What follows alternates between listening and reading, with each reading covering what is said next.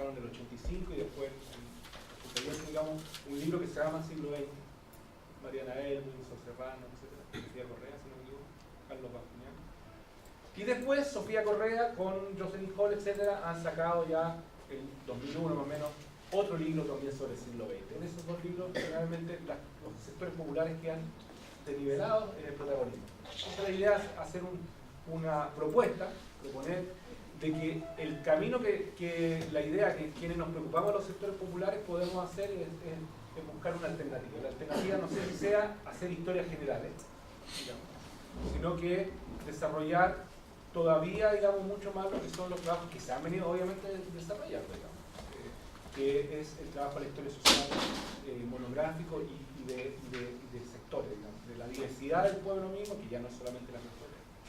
En ese sentido se van a encontrar ustedes en este libro con militantes de partidos políticos, sí, pero también con sujetos que muestran, a pesar de estar en partidos políticos, muestran una faceta social, una faceta familiar, una faceta en donde el tema de género está presente, que quizás no está presente en el discurso, en la práctica política que desarrolló en los años 50, 60, pero en la vida cotidiana lo tenía. Estoy pensando digamos, una de las entrevistadas es Gladys Rivera, ella era pobladora, y ella cuenta como pobladora, dirigente, o sea, militante comunista, participante de la iglesia, discutía con su marido el no estar en la casa, digamos, el que el marido llegara y ella estaba en la iglesia o en el partido o en las protestas, etc. Eso ella lo elabora ahora. Efectivamente, en ese momento en la política no estaba, quizás a nivel de programa, etcétera, pero la vida cotidiana sí. Entonces, la idea también es proponer que la historia del siglo XX de los sectores populares también tiene que ser investigada desde el punto de vista de la vida cotidiana. Por otro lado, el planteamiento y la propuesta es poder compartir, y con esto lo queremos hacer, poder compartir las diversas investigaciones o entrevistas que nosotros desarrollamos nuestra labor y que están depositadas en los computadores de cada uno de nosotros, y lo más probable es que si no hacemos algo, van a seguir depositadas ahí. Es decir, ocupamos de alguna manera, hacemos el extractivismo también algunas veces, de entrevistar a personas. Es muy difícil, yo creo que, de entregarle la entrevista a la persona que la entrevistamos. Algunas veces lo logramos hacer, otras veces no, de que la persona la revise e incluso discuta si hay cosas que planteó y que no quiere que aparezcan, más difícil aún. Y la entrevista, por lo tanto, nosotros ocupamos un extracto que es necesario, un análisis que es necesario. ¿Ah? Analizar la entrevista, colocar un resumen, etc. Pero hay facetas de esa entrevista que quedan guardadas, depositadas, y nadie más las puede, y nadie más, quizás otras personas ocuparían otras cosas que nosotros no lo vimos, no nos interesó y no nos pasó. Por lo tanto, el llamado es también a, en definitiva, solidarizar y hacer una carrera solidaria con, digamos, las personas que estamos, digamos, participando. Y eso yo creo que el profesor Mario también quizás lo puede decir más, pero la escuela y la historia social en Chile se formó también en base a la solidaridad y en base al trabajo colectivo. Y por último, en este trabajo, digamos, cuenta también con la característica que es entrevistar a sujetos que hoy día están o estuvieron denominados la tercera edad, es decir, protagonistas del siglo XX, que todavía viven en muchos de los casos, pero son vistos como sujetos hoy día que han tenido, que incluso tienen que seguir luchando por tener incluso un pasaje de metro, digamos, que sea más de 14 viajes al mes. O sea, estamos viendo que todavía en políticas sociales los abuelos, las abuelas, los viejitos, digamos, en este caso, son tratados políticamente como marginales, digamos. Y en ese sentido, la idea de este libro es considerar a estas personas como sujetos históricos, antes decían como sabios, considerar su historia, etc. El otro día una familiar me decía que tenía en la población Santiago a su suegra que todavía tiene 100 años. Y yo decía, ¡ay, qué interesante! Y todavía está lúcida, está ciega, pero está lúcida, decía. Pero habla todo el día. Y yo me decía, pero sería bueno ir a entrevistarla.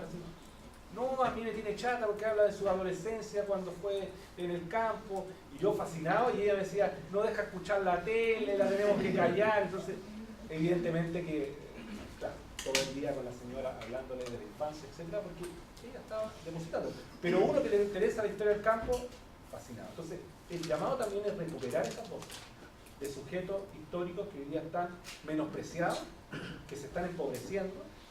Por eso la lucha también de la AFP, etcétera, porque efectivamente tenemos una población que está creciendo y vamos a tener una población de tercera edad aún más grande, pero también no verlo solamente como eso, sino que verlo como sujetos políticos, digamos, que tienen efectivamente una mirada, un ejercicio, una forma de ver la política social y los sectores populares muy distinta quizá a la generación de ahora. Muchas gracias, y ahora les dejo entonces al profesor Mario Garcés que nos cuente también su visión, no solamente del libro, sino que de distintos tópicos que puede él plantear. Bueno, yo la verdad es que el libro me llegó un poco tarde, entonces no puedo contarle enteramente de qué se trata. Alcancé a ver el prólogo, un par de entrevistas, pero son varias entrevistas.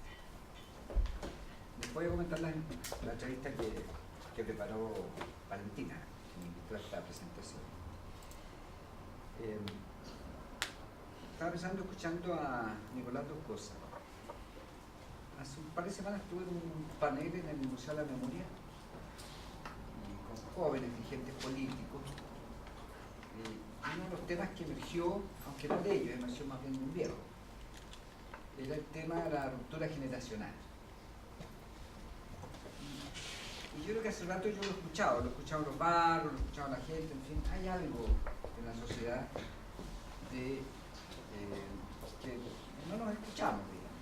Y la sensación que tenemos los viejos, digamos, es que en realidad a los jóvenes no les interesa escuchar. Y en algunos casos incluso hay visiones más radicales. Nuestra generación, yo soy generación como el fin de los 60, somos una generación de derrotados, porque las perdimos todas.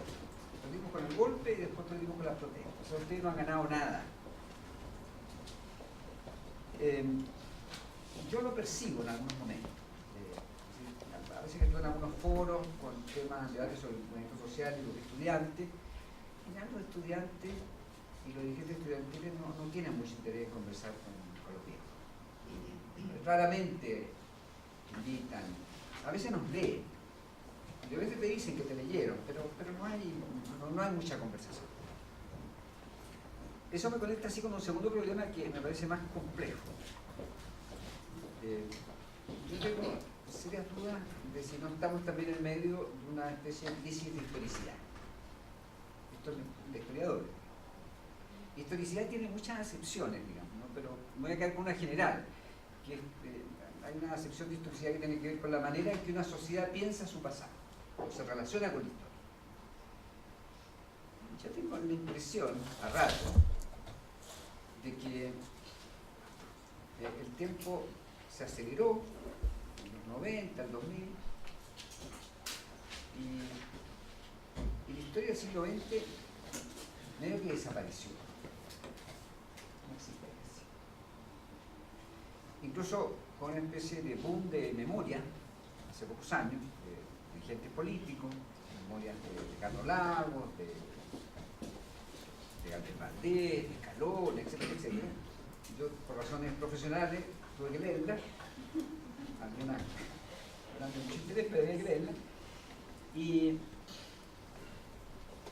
la impresión que me fui quedando es que en realidad nuestra historicidad, el tiempo histórico de hoy, empieza como en los 90, un poquito antes. O más precisamente, empieza con el plebiscito. Y los grandes actores del plebiscito son justamente Lagos, Valdés, Escalona, que ya no gozan de mucho prestigio tampoco, pero en definitiva la historia empieza con él. O sea, de otra manera, la historia empieza con el retorno un segmento excluido del Estado al Estado, con el retorno de un segmento de la clase política al Estado, y con otro que quedó fuera, y esos son más olvidados todavía. Estoy hablando de los comunistas, estoy hablando del MIR, que algunos, y al PC le tomó varios años volver al Estado. Y va a batir un récord, si va a terminar probablemente un periodo completo sin ser expulsado del Estado. Pero los congresos tuvieron 2 veces en el Estado, en el Partido Popular, y fueron expulsados con Gonzalo Higuera, y en la Unidad Popular y en el... Ahora no, ahora es distinto. Pero tengo dudas también del balance que se puede hacer de cuánto ha influido la presencia del Partido Comunista en el Estado. Pero bueno, lo que quiero decir es ruptura. Y junto con la ruptura hay crisis política. O sea, ¿a quién le interesa la crisis política? A muy poca gente. Yo sé, no quiero herir sensibilidades, pero hay gente frente a Amplio que está muy contenta, que en fin. Yo como siempre he trabajado en historia poblacional y me vinculo a los... tengo que mantener vínculos con los más pobres, eso me cuenta en alguna población que se hablan de diversos temas y los políticos parecieran que no existieran. No. Incluso una vez una señora, aparecía la hija de Allende, la Isabel Allende, ¿no? Que es muy distinguida, en fin. Entonces una señora de la población decía, ¿y esa hija que tú, qué tiene que ver con Allende? Es la hija, le decía yo, no, no puede ser. O sea, incluso la imagen, si hay un personaje popular en Chile, del siglo XX, fue Allende. No había estación o lugar que no estuviera rayado con un bote por allá, con una X. Hoy día sabemos que la persona sabía que Isabel no fuera hija. Bueno, les dejo planteado el tema, digamos. A mí me preocupa porque, tercero, yo sigo pensando que la historia tiene sentido por varias razones, digamos, pero por una que voy a agregar ahora, que quiero llamar algo así como por la contingencia. Es decir, hay temas que son contingentes y que no desaparecen.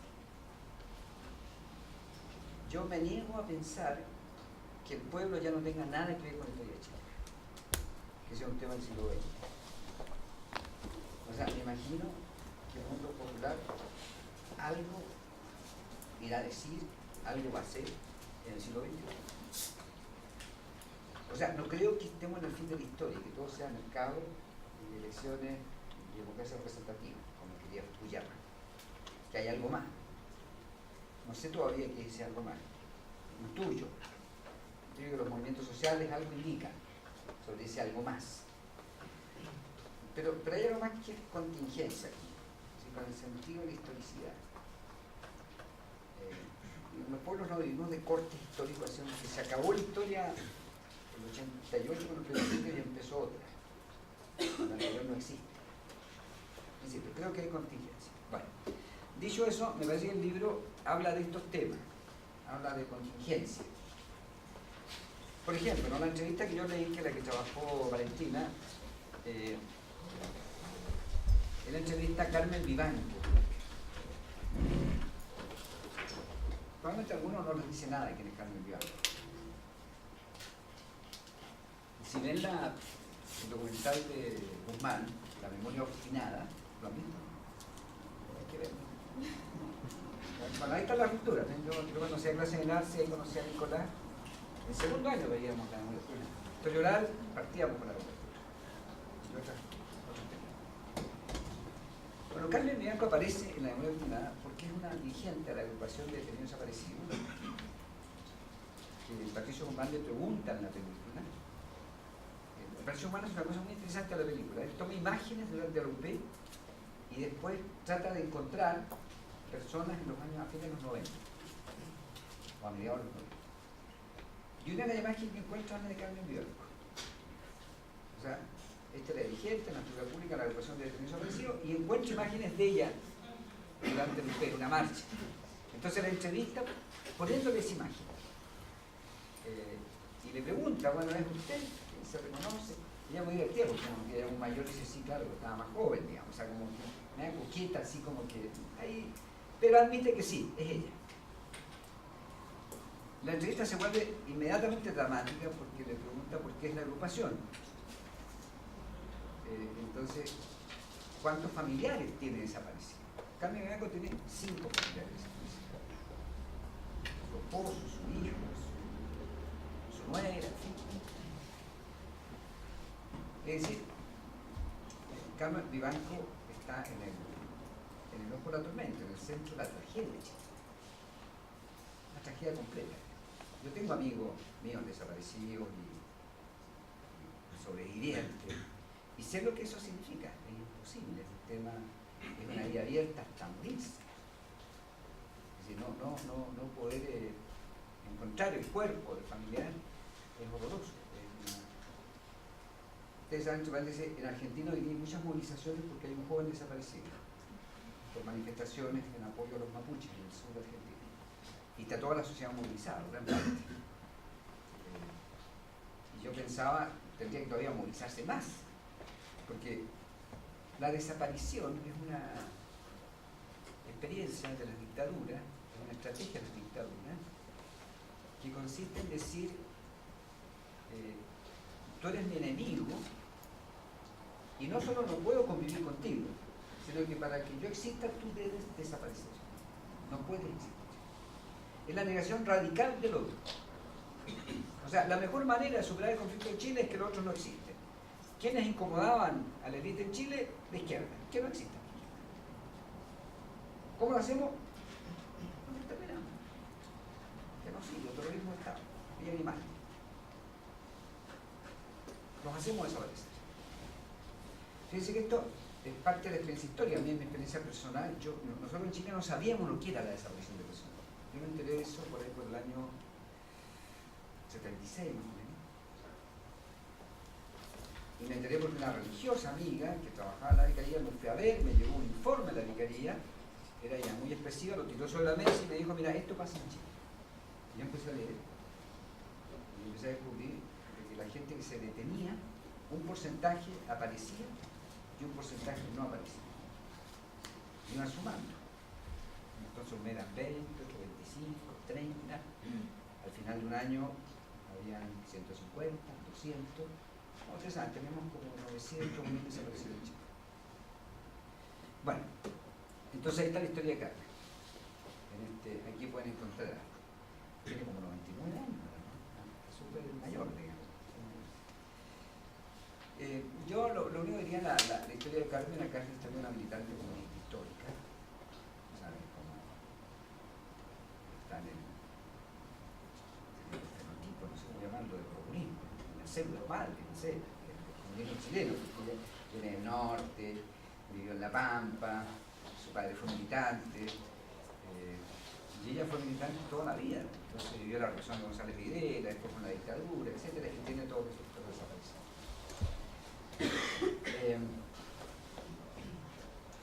Vuelvo atrás entonces. La pregunta por historicidad me parece que es una pregunta por lo contingente, por aquello que nos acompaña, que está con nosotros y que requiere nuestra atención. Digo, requiere nuestra atención porque si todos ustedes estudian historia, que se van a ocupar de estos temas en algún momento. Y se van a ocupar de estos temas en la investigación y probablemente en la escuela. La escuela es muy relevante, cada vez más convencido, es una oportunidad de tomar postura, de compartir con los estudiantes. Y yo en esta misma sala a veces hago unas clases con un estudiante de pedagogía que estudia temas de memoria. Y me ha pasado más de una vez acá en muchas universidades y yo siempre pregunto, bueno, ¿cómo se enfrenta el profesor en la sala de clase a los niños, a los adolescentes, cuando tiene que enfrentar estos temas difíciles? Entonces normalmente muchos profesores recurren a estrategias de protección, ¿no? Como ver lo que dice el libro, lo que dice el informe, y lo clásico en Chile, ¿no? Chile es un país de empates morales, digamos, lo que dice la izquierda y la derecha, como si fuera lo mismo. Bueno, pero siempre los estudiantes, los más jóvenes, terminan preguntándole al profe, bueno, pero ¿y usted qué piensa? Y ahí parece la pregunta es clara, fundamental. Porque a ellos no hay escapatoria. Es decir, nosotros que nos dedicamos al trabajo de la historia, no podemos escapar a la pregunta por la historicidad. Y si no, mejor cambiar de oficio. Y hay oficios mucho mejores y más entretenidos que nuestros. Pero si se van a dedicar a la historicidad cuenta. Y la historicidad no solo son las ficciones, sino que son las experiencias, como las que se narran en este y en otros libros, de sujetos, de personas de carne y hueso. Y en este caso, por lo menos yo lo que alcancé a ver son personas tan relevantes como la Carmen Vivanco. Agradeciendo primeramente el espacio que nos han brindado nuestros mismos compañeros y compañeras para poder exponer estos temas. Agradezco también a quienes hicieron que esto se pudiera realizar y a ustedes también por su presencia. Como les comentaba Nicolás y el profesor, este libro se basa particularmente en el relato de personas que existieron efectivamente y que conformaron lo que nosotros también podríamos entender como lecciones dentro de lo que significaría la lucha para el siglo XXI. De hecho, eso es como la importancia y la relevancia que también podríamos nosotros tomar en el relato de Carmen Vivanco, quien es la protagonista de la historia que pude escribir en compañía con una ex compañera de nuestra facultad, que es Carolina Fernández Niño. Con ella nosotros pudimos desarrollar también de una manera crítica el proceso histórico de esta persona que nos compartió su historia, valga la redundancia. Y primero que nada contarles a ustedes que esta persona nació en 1920 en Ovalle, en la región de Coquimbo, y como bien comentaba el profesor, tiene la militancia ya desde su nacimiento, ya que sus padres son proletarios, trabajadores de las salitreras. Y recuerda ya que a los 12 años ella vendía el diario del Partido Comunista y ya estaba fuertemente penetrada dentro de lo que sería la lucha clasista, la lucha de clases. Para Carmen Vivanco podríamos concluir que esta lucha de clases materializada dentro de la estructura partidista supone como la única manera de poder mejorar sus condiciones de clase, sus condiciones materiales. Es decir, si no luchamos frente a esta realidad concreta, no vamos a tener nunca quizá una mejor calidad de vida.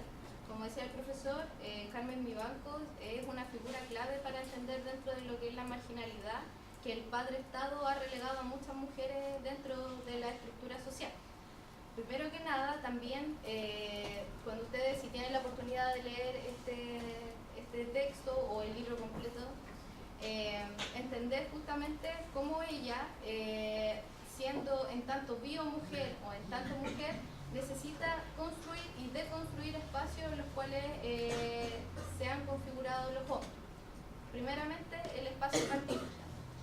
Carmen Vivanco actúa como un hombre, más bien se masculiniza a fin de penetrar estos espacios. Y también sería una elección a nosotras como hombres y mujeres que están como dentro de una ideología de igualdad, ya que ella sienta las bases, por así decirlo, de lo que sería como la disputa o el cuestionarse por qué las cosas son así, o el status quo sigue diciendo que hay tareas para mujeres y tareas para hombres. Durante la mitad del siglo la represión se hace más evidente y la ley de defensa permanente de la democracia, o la ley maldita, hace que esta mujer cobre un nuevo sentido de su vida y debe, por así decirlo, largarse a la clandestinidad con su hijo, su familia. Y bueno, no les voy a comentar el relato, pero en la historia narra justamente como las peripecias que tiene que pasar, el nombre nuevo que tiene que tomar, cómo es ser clandestina con hijos pequeños. Y hace también el ejercicio crítico que, a pesar de esta ley, de la implementación de la Ley de Seguridad de la Democracia, las instituciones y las mismas compañeras no dejan de agitar. En todo el siglo XX podemos aseverar que nunca ha estado en paz y siempre han habido agitaciones a partir de distintas estructuras. También podemos hacer como ejercicio analítico internacional que en este momento las relaciones con Estados Unidos se afianzan y se verían también las consecuencias de lo que sería más adelante la dictadura de Augusto Pinochet. La protagonista de esta historia también, interesante reflexionar cómo el activismo en el movimiento pro emancipación de las mujeres de Chile, fundado en 1935, marca un hito importante también dentro de lo que es el feminismo en Chile. Lo que quiere decir que, si bien no se definían como con postulados feministas como los podemos conocer ahora más recientemente, sí apelaba como a igualdad de derechos civiles, políticos, a los derechos de las madres también, y equiparar también una nueva estructura dentro de lo que habían sido marginadas anteriormente, que podría ser la estructura partidista. En el relato, Carmen Vivanco se refiere con mucho cariño, solidaridad y mucho amor a muchas mujeres que pudieron acompañarla en este camino. La conocía Elena Casparena, Emma Gómez, Julieta Campuzano, Mireya Bartra, que es la ministra del Trabajo de Salvador Allende. Son citados con Carmen como una red de apoyo en la cual ella se basa más adelante para su posterior lucha, en la cual ella quizá en ese momento no se esperaba tener, que sería como la desaparición de sus familiares durante la dictadura militar. Esta red de amor, de solidaridad y de apoyo se ve fuertemente arraigada en 1976, cuando desaparecen muchos de sus familiares y necesitan reunirse las mujeres en pos de la búsqueda de la justicia, de la verdad y de la reivindicación también. Es decir, estas mujeres eran las encargadas, por así decirlo, de recuperar la memoria y recuperar, por así decirlo, el tópico del dónde están. ¿Qué fue de ellos? No olvidar de que hay personas que se fueron de su casa y no volvieron, y esta tarea recae muchas veces en los hombros de las mujeres, compañeras, madres, esposas, etc. Por tanto, el testimonio, e insisto, de Carmen Vivanco es la piedra fundamental, a mi parecer, de cómo muchas mujeres, como ella también, empezaron a hacer el activismo de clase a partir de su posición en cuanto mujer. Finalmente, la búsqueda de verdad y justicia hacen que de Carmen Vivanco podamos rescatar la imagen de una mujer que durante todo el siglo XX ha luchado por una tierra lejos de la hostilidad que han sido sometidos los proletarios. Es decir, por así decirlo, y en un sentido más metafórico, a ella nadie le preguntó si querían hacer en la salida. Su condición de clase ha sido marcada desde su nacimiento, y la manera en que ella ha historizado en este relato la lucha de clases en cuanto mujer, nos hacen a nosotros también replantearnos la manera en que nosotros estamos llevando hoy día la lucha de clases en cuanto mujeres y en cuanto hombres. Por tanto, la misión, para concluir, me parece que tanto de la reflexión, de cualquier testimonio oral que nosotros podamos tener, es recuperar el legado de los sujetos históricos que actualmente, como Nicolás estaba diciendo, han sido relegados a la marginalidad de la tercera edad. Es decir, ya lucharon toda su vida, ahora no hagamos de nosotros también esos relatos como inservibles, sino más bien recuperar la memoria a fin de tomar acciones futuras en nuestro presente concreto. Eso. Muchas gracias.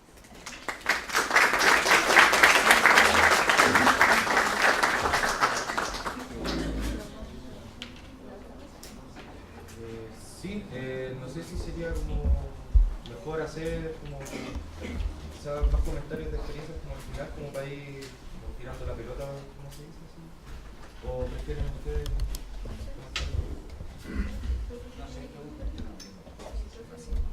En ese caso, para esta exposición hagamos una pregunta cortita, unos 5 minutos de pregunta.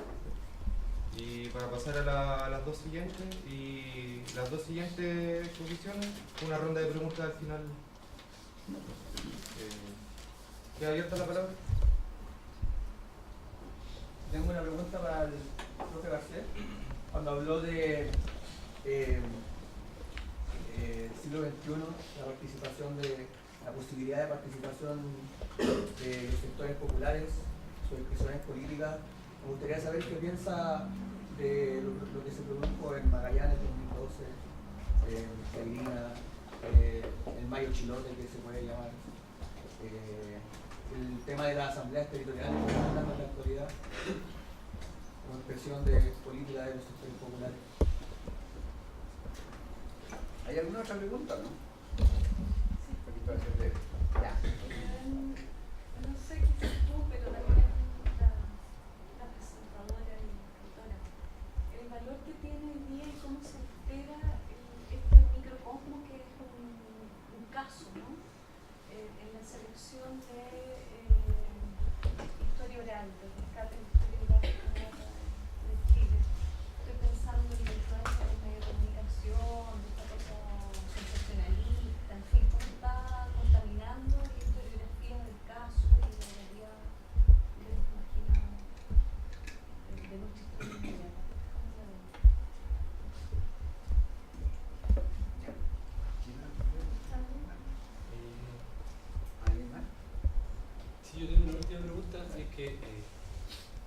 siento los pelotazos, las interpelaciones a los que estudiamos historia o a los profesores de historia, pero quisiera devolver preguntando, está bien, profesores de historia deben posicionarse con respecto a la historicidad, está bien, nosotros debemos utilizar las entrevistas que tenemos guardadas en el computador, está bien, nosotros tenemos que rescatar la historia de los sujetos populares, pero la pregunta es, cuando estamos en una crisis política, en una crisis de historicidad, ¿cómo la remediamos pensando en las condiciones materiales contemporáneas en las que se desenvuelve el ejercicio profesional de la historia? Pregunto esto porque no hay pega, esa es la cuestión.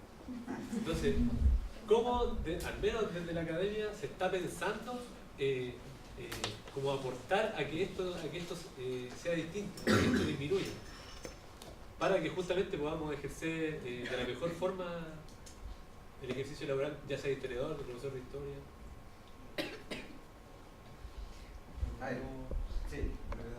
Sí, no, sí, sí, son espectaculares las preguntas, es como para conversarlas. Yo lo primero, los movimientos territoriales me parecen de alto valor y sobre todo indicativo de una línea probable de desarrollo de la democracia que va a tomar su tiempo, que a lo mejor tiene que ver con la última pregunta, por ahí pista. Dicho así esquemáticamente, en Chile no va a haber democracia mientras no haya democracia territorial y comunal. El resto es mentira, es autoritarismo, disfrazado, encubierto de democracia, pero aparato centralizado, aparato de Estado. Y aparato de Estado que en Chile tiene larga tradición desde Portal, que es sinónimo del peso de la noche, que la gente obedezca. Para eso existe el Estado, para que obedezca y porque el orden es fundamental para los negocios, y para que los negocios prosperen. No hay negocio si no hay orden. Esa es la herencia de Pinochet, y la herencia de la Constitución, o sea, es fantástico, tenemos herencia por montón. Y sin embargo la sociedad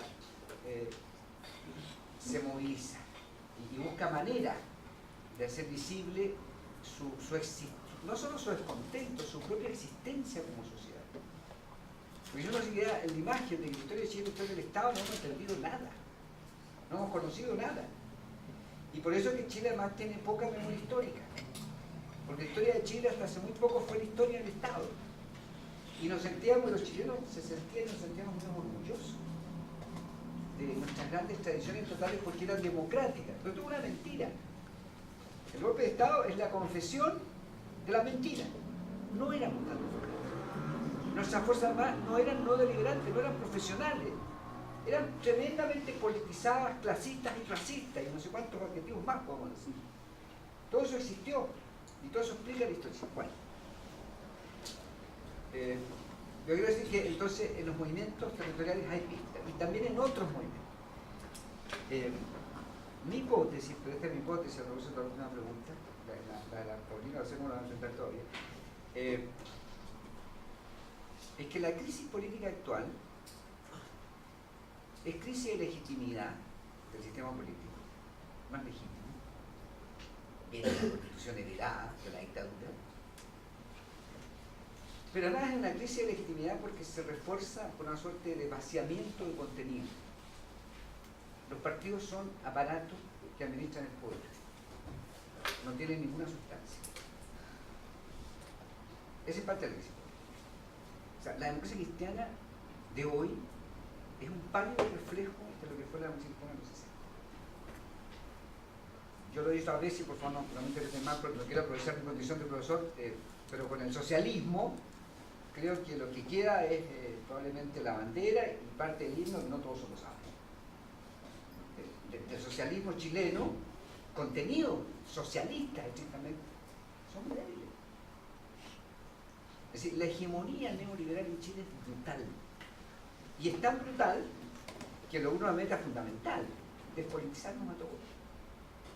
La política deja de ser objeto y asunto de los ciudadanos, se transforma en un asunto de las élites. Yo estoy seguro que se hace una encuesta aquí mismo, que probablemente a muchos de ustedes no les interesa la política. Y probablemente yo tendría que darles la razón. ¿Por qué les va a interesar? Porque va a tener que ser un negocio que es ajeno a sus vidas, es ajeno a ustedes. No está conectado con ninguna cuestión fundamental de la teoría, salvo que decía una historia histórica. Por ahí sí las cosas se complican. Pero si hubiesen decidido estudiar otra carrera, más rentable y más no sé cuánto, serían mucho más funcionales al modelo y no tendrían ningún problema de conciencia ni de preguntas difíciles de responder. Entonces, yo creo que la salida tiene que ver con el desarrollo de los movimientos sociales que sean capaces de generar los nuevos contenidos y las nuevas formas de la política. Lo estoy diciendo esquemáticamente. No veo otra alternativa. O sea, no hay alternativa de resolución de la crisis política si la sociedad no puede procesar sus propios contenidos, deseos, aspiraciones, valores y formas de conseguir la política. O sea, no hay salida si la política no retorna a la sociedad. Lo voy a decir más pamfletariamente. No hay salida sin soberanía popular. Pero estoy diciendo la soberanía en el sentido más básico, el derecho a pensar. El derecho a expresar, ni siquiera cambiar la constitución todavía, porque es un proceso político bastante más complejo y en Chile no hay ninguna constitución de origen popular. O sea, la soberanía popular es otra mentira enorme en la historia política chilena. ¿Cuándo se pasa? Tal vez Gabriel diría sí, Salazar diría que en el periodo del 23 al 30, y probablemente es la excepción. Pero nunca más. Nunca más en soberanía popular en sentido estricto. Bueno, por último, ¿cómo contamina la historia oral? Yo creo que sí, hay que pensarlo más, pero efectivamente la reducción de los medios, o como se dice de manera general, ¿no? El lenguaje crea realidades, contamina, nos inunda, nos confunde. Y probablemente confunda más al pueblo, porque la élite ya no ve la televisión nacional, esas cosas, ¿no? Ni siquiera ustedes mismos, todo el mundo ve cable, ve otras cosas, ve series, ¿no? Netflix. Entonces ya no. La televisión nacional también perdió esa mayor presencia en la sociedad, pero sí la tiene más en los sectores populares. Eso es muy... Y termino con esto. Nadie me entrevistó también de Gavisión sobre los inmigrantes, los pobres, los convertidos, siempre se había estudiado algunos de esos temas. Y yo ni siquiera le dije a mis hijas, así que no me vio nadie, nadie, menos aquí en la universidad, aquí quién va a ver de Gavisión. Sin embargo, cuando fui a echar benzina a la esquina de mi casa, el señor me dijo, estuve en la tele anoche, en fin, qué sé yo. Y después hay que cuidar los otros supermercados, así que estamos en la tele. Y dije, impresionante. Ese pueblo sí de la televisión. Y ahí sí importa.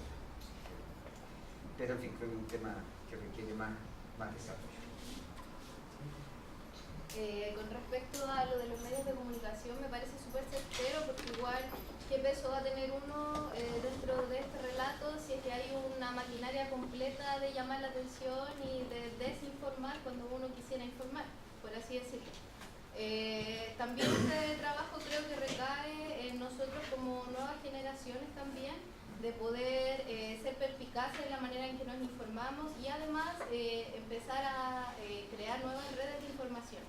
Es decir, instrumentos, por ejemplo, como las redes sociales, pueden servir mucho también como para el flujo de nuevas informaciones que tengan mucha más veracidad, por así decirlo, y que permitan también hacer de estos relatos orales relatos de como consecuencias históricas de procesos que han venido hace mucho tiempo. Es decir, Carmen Vivanco no es una rockstar, por así decirlo, sino más bien responde a un proceso histórico en el cual ella fue testigo, y también eso a nosotros nos permite evidenciar que eso sí existió, por así decirlo. Y para la última pregunta, creo que la academia tiene una gran deuda con respecto a lo que es la memoria, por así decirlo, o más bien la manera en que se transmite esa memoria. Creo más bien que el problema de la jerarquía nunca va a permitir que el relato de la memoria sea un relato colectivo si es que no se supera ese tema, por así decirlo. La memoria es algo que nos envuelve a todos nosotros, y no solamente desde el profesor hacia el alumno, sino más bien como una experiencia a nivel nacional, si así se quiere, o a nivel latinoamericano incluso. Entonces, hablar de memoria no solamente nos tiene que envolver a nosotros como la manera de enseñar o decir cómo uno debe recordar, sino más bien envolvernos a todos nosotros como en este manto de solidaridad, por así decirlo, dentro de un proceso en el cual todos fuimos parte. Cada uno de nosotros puede tener alguna experiencia cercana con respecto a la dictadura, con respecto a nuestros padres, tíos exiliados, o familiares detenidos, desaparecidos o torturados. Por tanto, esto no es una realidad lejana y creo que la academia sería como la abstracción de aquello. Más bien depende de cada uno de nosotros en el rol que le corresponda cumplir, por así decirlo, en esta sociedad, como profesor o como alumno, por así decirlo, hablar de la memoria y no solamente relegarle a un espacio académico, sino más bien como una realidad concreta que nos permita a nosotros también deconstruir lo que se ha sabido hasta ahora como el relato histórico. Gracias. Un aplauso para los...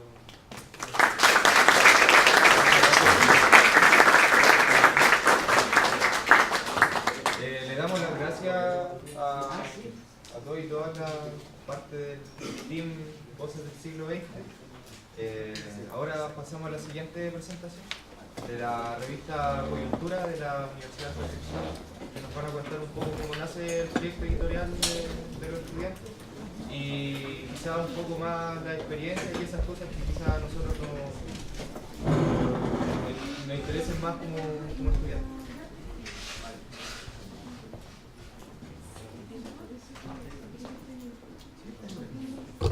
Buenas tardes, compañeras y compañeros. Me presento. Yo soy Catalina Gutiérrez Vallejo, soy estudiante de licenciatura en Historia de la Universidad Alberto Hurtado y soy directora de la revista Coyuntura. A nosotros nos invitaron como para explicar nuestro proyecto editorial, pero me gustaría pasar a explicarles cómo surge la revista Coyuntura.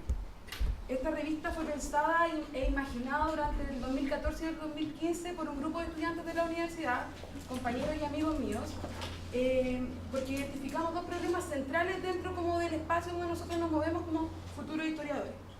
La primera era de que dentro de la universidad y dentro de nuestro departamento de historia no había una revista académica, entonces eso como que nos dificultaba entrar a un espacio académico donde nos permitiera difundir nuestras producciones e investigaciones académicas, ¿ya? Y lo segundo fue de que como que elaboramos como una crítica a partir de que creíamos de que la academia en la cual nosotros estábamos sumergidos e íbamos a trabajar en un tiempo más, era una academia que tenía ya un academicismo como muy profesionalizante que la distanciaba hasta de nosotros mismos como estudiantes. A raíz de eso nosotros como que dijimos, ¿cómo hacemos de que la historia como que salga como del aula y de las salas de clase y de las salas de reunión y de los archivos, de que muchas veces son tan extenuantes pero que hay mucha información? ¿Cómo sale?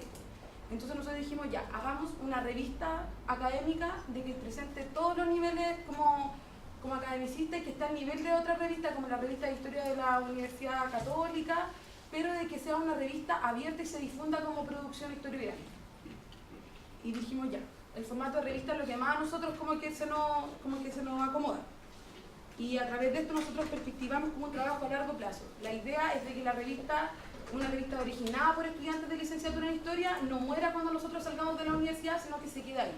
Es por eso que nosotros tenemos como 3 objetivos dentro de la revista, 3 objetivos que a lo mejor nosotros, después de 3 años que nosotros imaginamos la revista, la construimos y ya tenemos como nuestro primer número, no sabemos si los cumplimos aún porque por lo menos yo me he dado cuenta de que es muy difícil construir una revista, no es tan fácil como se piensa. Yo cuando empezamos, yo pensaba sacar 4 tomos al año de la revista. Y cuando se lo dije a mis compañeros y compañeras, muchos se rieron y otros me dijeron, sí, Cata, muy buena idea. Y como que se lo contamos a nuestro profe y fue como, Cata, esa cosa es como imposible, una revista académica no puede, o sea, es como una imaginación muy grande la que te tenés de sacar 4 números al año. Y como que yo dije, no, pero es que si lo intentamos de verdad podría ser, y no, es imposible. Con suerte llevamos un número y ya ese primer número se nos hizo así muy pesado y muy difícil de llevar a cabo. Y ahora estamos con nuestro segundo número y recuerdo a esa Cata como hace 3 años atrás y digo, oye, ¿qué tan optimista era como para tener como una revista con 4 tomos?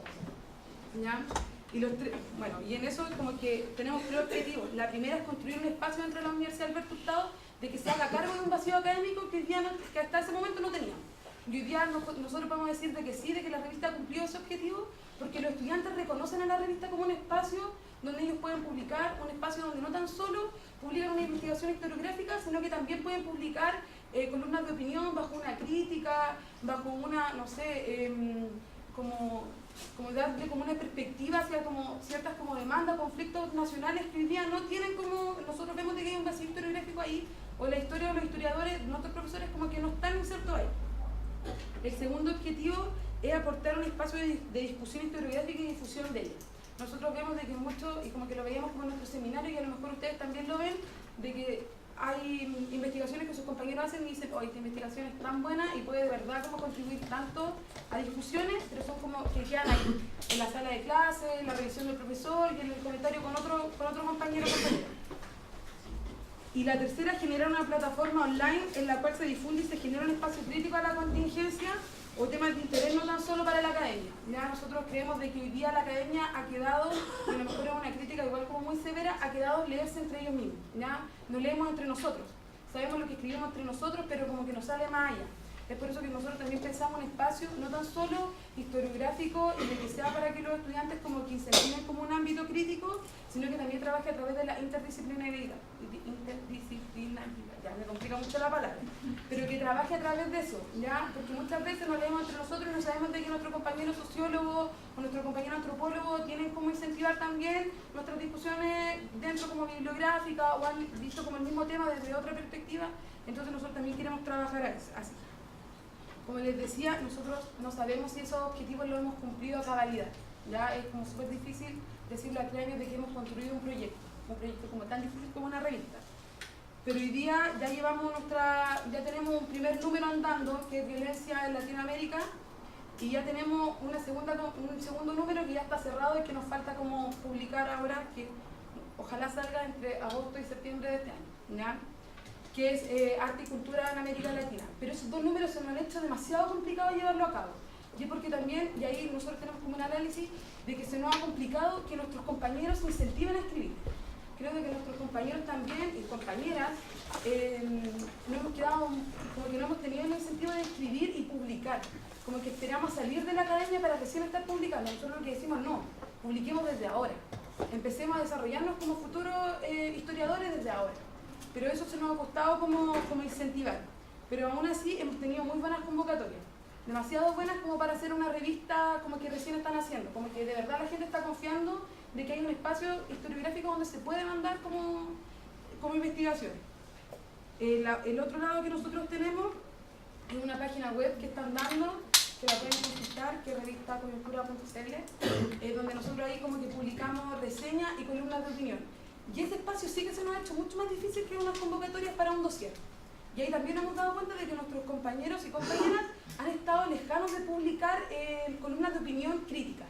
Como que ese como bicho crítico que tenemos a la sociedad, en el cual nosotros hablamos como en carrete, como que no podemos expresarlo como en una columna de opinión. Como que no hemos quedado atrás. Y yo veo por lo menos a otros compañeros como compañeras socióloga o antropóloga o metidas como en el ámbito de las ciencias sociales, de que se atreven a escribir. Hoy día nosotros como historiadores no escribimos y preferimos, lo veo con mi generación, específicamente en Alberto Hurtado, preferimos quedarnos como en el archivo. Y igual es como cómodo quedarnos en el archivo. Esa es como mi opinión. Y esos son como el área que nos ha costado más resaltar y más incentivar de que se escribe y todo. Nuestra línea editorial va muy apegada a América Latina. Todos nuestros números, y eso fue como una decisión desde el inicio, de que todos nuestros números tenían que ir a América Latina. ¿Ya? Como que no queremos como ver Europa, Estados Unidos, creemos de que son temas que como que ya han dado mucho y como que queremos enfocarnos bajo donde nosotros vivimos, nuestra región, Chile, y bajo donde nosotros también tenemos contacto, que son como en América Latina. ¿Ya? Pero eso como geográficamente es como el núcleo, pero temáticamente nosotros cambiamos. América Latina, violencia. América Latina, arte y cultura. Y el próximo número, por si quieren mandar, es América Latina y educación. ¿Ya? Que eso es como otra temática que nosotros queremos tocar. Esa sería como nuestra línea como editorial fija. Y también porque sigue la línea como investigativa de nuestro departamento. El departamento de licenciatura en Historia de la Universidad Alberto Hurtado, no porque le está haciendo promoción, se dedica a Chile en el siglo XX y historia como el tiempo presente. Entonces como que quisimos como seguir como esa senda académica que nos heredaron. ¿Cómo unimos esta mesa? A lo mejor es como muy como contarles cómo nosotros hicimos esta revista, pero cómo unirla a la temática de la mesa a la cual nosotros nos invitaron los compañeros y compañeras de las y los estudiantes. También escribimos historia. Porque un proyecto académico historiográfico también ayuda a que escriban historia.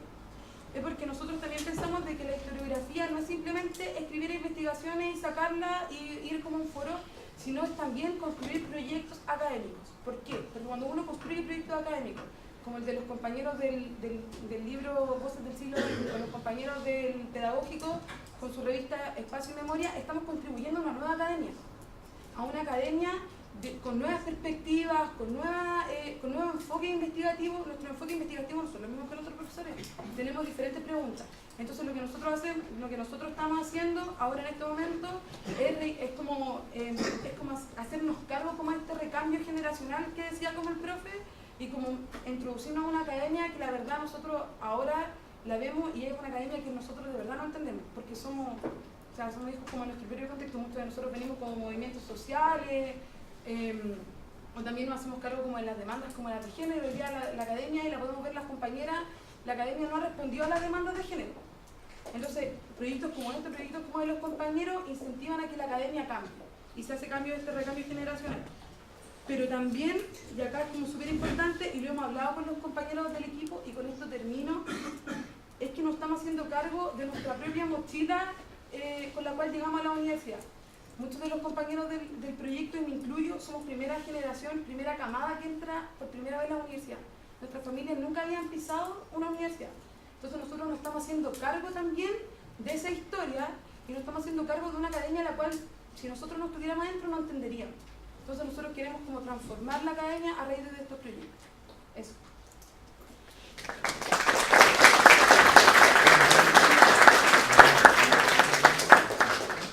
Queda un tiempo considerable. Podríamos hacer alguna ronda de preguntas si alguien tiene alguna consulta, opinión, duda, crítica.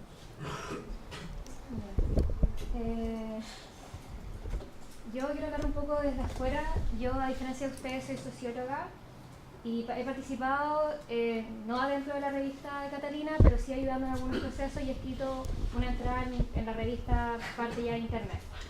Y me resulta curioso que mi compañera y mi amiga diga que ustedes como historiadores no estén escribiendo tanto, y porque nosotros como sociólogos estamos bastante, y eso es cierto, acostumbrados a escribir muchos artículos, muchos papers, y ustedes llegan a ese momento en la tesis y se ven después en esa dificultad. Entonces yo creo que es súper bueno que aprovechen estas instancias que les están presentando su universidad también, sus compañeros de revistas, para empezar a ponerse en práctica, porque es difícil escribir de repente artículos que, por ejemplo, una tesis muy larga y después tener que, porque ahora la academia es tan profesional, tenemos que escribir artículos de 40 páginas, 30 páginas, es difícil.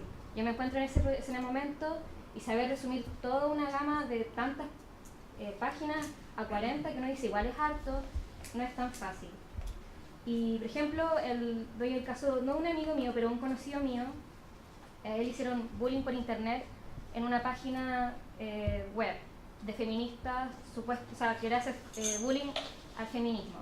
Él agarró él también es sociólogo, agarró todos esos comentarios y decidió hacer como en su entrada de Facebook un estudio pequeñito sobre cómo el internet está afectando, por ejemplo, el día a día, el bullying, y el feminismo pasa a ser afectado de esta forma.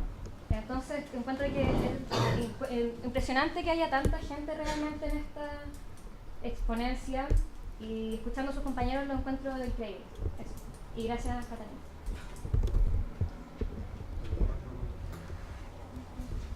Yo igual saludar la presentación de la compañera, y también como dar más que una pregunta, como una reflexión igual. Yo siento que muchas veces cuando nosotros hacemos estas dudas, nosotros percibimos una revista, de que por qué los compañeros no escriben, por qué los compañeros no participan a veces en esta instancia, yo creo que responde a la pregunta transversal de que nuestra sociedad se encuentra muy despolitizada, incluso de los estudiantes de historia. Sí, es cosa normal de que las carreras de estudiantes de historia o ciencias sociales en general, la asamblea de los estudiantes puede que no lleguen a un 30% de todos los estudiantes.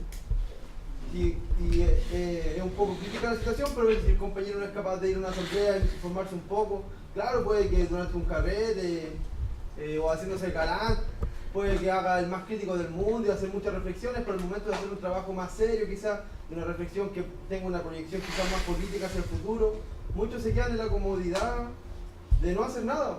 Y yo creo que igual, haciendo la crítica, también la autocrítica, a nosotros también nos pasa a veces de que la comodidad de no hacer nada, o hacerlo, es mejor no hacerlo a veces. Yo creo que es importante que nosotros superemos un poco esa dicotomía y como estudiantes de historia o estudiantes de pedagogía o ciencias sociales contribuyamos a la politización de la sociedad. No tenerle miedo a la palabra politización, no tener miedo al hecho de vincularse con las organizaciones sociales, no tenerle miedo al hecho de buscar alguna vía para transformar un poco la realidad. Yo creo que esos elementos pasa tanto por escribir un artículo como por hacerle una entrevista a una histórica dirigente social o un sinfín de cosas que uno puede hacer, incluso organizarse un club de fútbol en el barrio. Yo creo que es importante como tener eso en mente, de que si bien nosotros también somos o nos proponemos ser historiadores, educadores, también somos actores sociales. Yo creo que ese elemento no se puede perder. Eso no es. ¿Alguna otra palabra? Esta revista espero llegar a gente que esté afuera de la academia, o sea, que no sea estudiante, que no sea profesor, espero llegar a eso. Sí. Para lograr eso, el lenguaje que ocupan lo modificaron de cierta manera, trataron de ocupar términos que puedan llegar al pueblo que está afuera de la academia.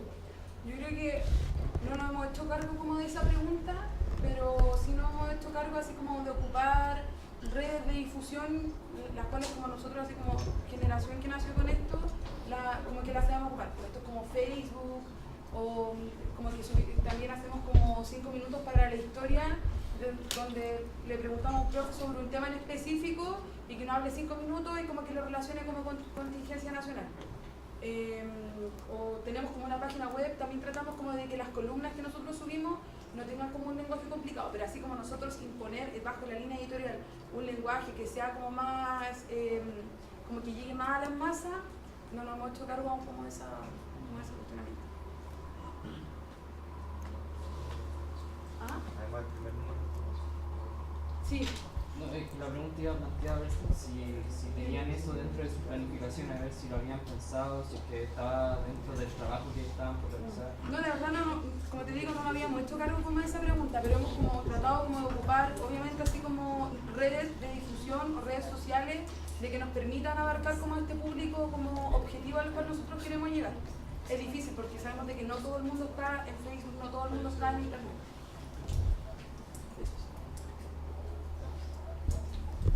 Tengo una pregunta. Supongo, infiero de que esta elección de que los ejes temáticos de la revista siempre vayan en relación a América Latina, tienen un trasfondo de pensarse y un sentimiento latinoamericanista. ¿Qué otras instancias más allá de la revista han pensado o realizado para generar redes, quizás más allá de estudiantes, sino que con compañeros de la región? Bueno, nosotros como que, ¿cómo hemos generado así como redes? Esa es como la pregunta, ¿no? Instancias o ideas que han trabajado para eso. Bueno, aparte nosotros como de haber creado como una revista donde como un tipo dossier, donde se tengan como diferentes como artículos, lo que nosotros también pensamos como hacer más adelante es hacer como estos tipos como workshops, donde como que nos dediquemos solamente como un tema y tengamos como unas clases así como 3 o 4 clases donde se dedique como un tema en específico y así como poder como contribuir y hacer como este tipo de redes. O foros también dedicados como a un tema en específico o también como esta área que nosotros habíamos abierto recién como en YouTube, 5 minutos para la historia, eso también nos ha permitido como hacer redes o como la invitación que ustedes nos hicieron, esas cosas también como que nosotros como que ayudamos, como que asistimos para poder como seguir ayudando. ¿Cómo se financian o cómo se dotan de recursos, en general más allá de los financieros, para hacer funcionar la revista? ¿Y en qué medida los objetivos que se plantearon desde el principio han ido mutando hacia objetivos más claros, más específicos que han ido viendo en el proceso en el cual han ido desarrollando el proyecto? Ya. Voy a contestar primero lo del financiamiento. Lo del financiamiento ha sido lo más difícil, ¿ya? No nos financiamos, nosotros no aportamos ningún tipo de dinero como en nuestro bolsillo, sino que postulamos como a fondos como de la universidad, que tienen como fondos específicos para proyectos de la universidad y con el departamento. Y eso ha sido muy difícil porque hemos entrado como en la burocracia de entregar así como presupuestos, de ir a ver cuánto cuesta un pendón, o de ver cuánto cuesta como un coffee break, todo eso que es como tan... que nosotros, yo nunca lo pensé que lo iba a estar haciendo porque dije, voy a estar haciendo una revista, porque tengo que estar como consultando estas cosas, lo he tenido que hacer. Y eso ha sido como el financiamiento y ha sido lo más difícil que hay porque muchas veces sobre todo como que el octavo del presupuesto que nosotros hemos postulado, que es institucional, no han extendido la revista. ¿Por qué? Porque yo le pido así como recursos para impresión y me dicen no puedes imprimir porque nosotros las impresiones te lo damos gratis. Y yo le dije, ya, pero yo no voy a imprimir un tipo, y no es por ver mal a los fanzines, pero yo no voy a imprimir un fanzine de 20 páginas. Voy a imprimir, el primer número tiene 100 páginas. Entonces no quiero que me las corchetees y me las pasen. Entonces como que no han podido como entender como ese tipo de financiamiento y no han podido entender la revista. Entonces como que postulamos como a foros o como a talleres que podemos hacer y tampoco como que no han financiado. El departamento sí, eso ha sido como nuestro financiamiento así como incondicional, nos aceptan como todo lo que les pedimos porque entienden como el proyecto de la revista. Más adelante pensamos sacar la personalidad jurídica para como postular a fondos como del Estado más grandes que nos permitan como solventar como mejor el proyecto. Y en torno a los objetivos, como decía en la exposición, los objetivos han ido mutando, pero no nos hemos dado cuenta a qué objetivos hemos llegado. ¿Ya? Lo único que sabemos en este momento es de que había un objetivo que no lo quise decir acá porque era como más del espacio del adoptado, que era generar comunidad académica. Cuando nosotros hicimos la revista, vimos de que éramos estudiantes y profesores, nos encontrábamos en la sala de clase y chavos nos vemos. ¿Ya? Con la revista ha pasado todo lo contrario. Los profesores han ido a nuestras instancias como de presentación de la revista y han conocido como a los compañeros y compañeras que están en la carrera. Y eso antes no había pasado. Entonces ese es como un objetivo que nosotros así como que cumplimos. Fue como muy bueno como haber cumplido y generar como comunidad académica. Porque después de todo en la academia nos vamos a encontrar. Y eso era lo que nos estaba pasando, de que estábamos muy alejados de lo que nuestro profesor pensaba y de lo que nuestras compañeras y compañeros pensaban. El otro objetivo que nosotros sí hemos llegado 100% es el de construir un espacio dentro de la universidad y dentro del departamento y dentro de la comunidad estudiantil de licenciatura en Historia que sea reconocido. Hoy día la revista llena los espacios cuando tiene algún tipo de actividad. Y eso igual es positivo porque hasta antes de eso nosotros en la carrera nadie asistía como actividades que hacía el departamento. Y hemos incentivado a que salgan otro tipo de actividades, como compañeros que hacen como foros como constantemente todos los meses, o un congreso estudiantil que se ha mantenido con el tiempo a través porque también hay como una revista sosteniéndolo y eso. Esos son como los objetivos que hemos podido cumplir. Ahí estamos en el tiempo. Gracias, Cata, por la presentación. No, gracias.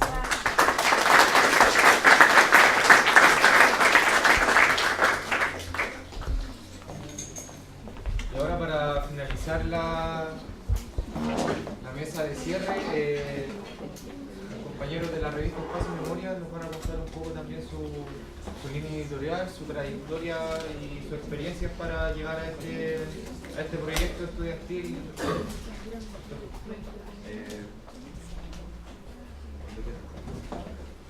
Buenas tardes, compañeras, compañeros. Mi nombre es Eric Pérez, soy estudiante de Pedagogía en Historia y Geografía en la Universidad Metropolitana de Ciencias de la Educación, más conocida como el Pedagógico. Mi compañero es Diego Calderón, también estudiante de la misma universidad.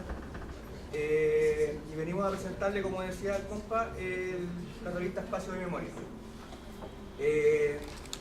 Primero, agradecer la invitación y que se produzca en esta instancia.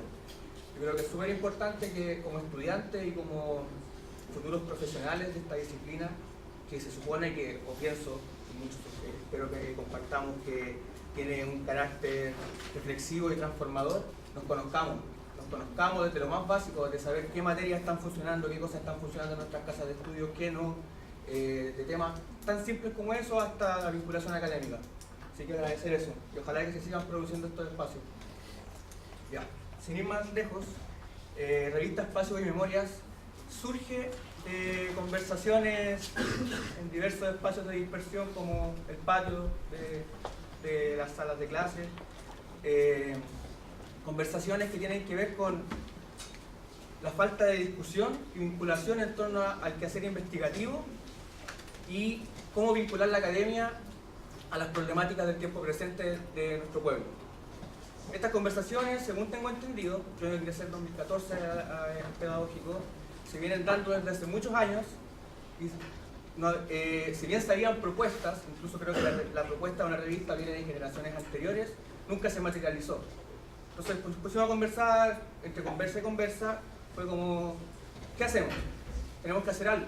Lo mismo que comentaba la compañera, investigaciones que nosotros conversábamos y que encontrábamos muy buenas, y más allá de la calidad de la investigación, la necesidad de que se discuta esta investigación, de no tener que justo conversar con alguien que te diga, oye, ¿sabéis que yo conozco un compañero de la USAC que está trabajando en el mismo tema, quizás puedan conversar?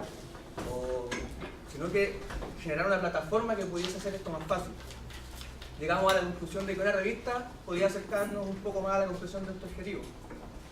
Esto ya se produce en el año 2015, a fines del año 2015. Pasando el año 2016, con un verano de movilización, creo que acá también estuvo algo así, un grupo inicial de aproximadamente 7 o 8 personas se fue disminuyendo, quedamos como 4 o 5,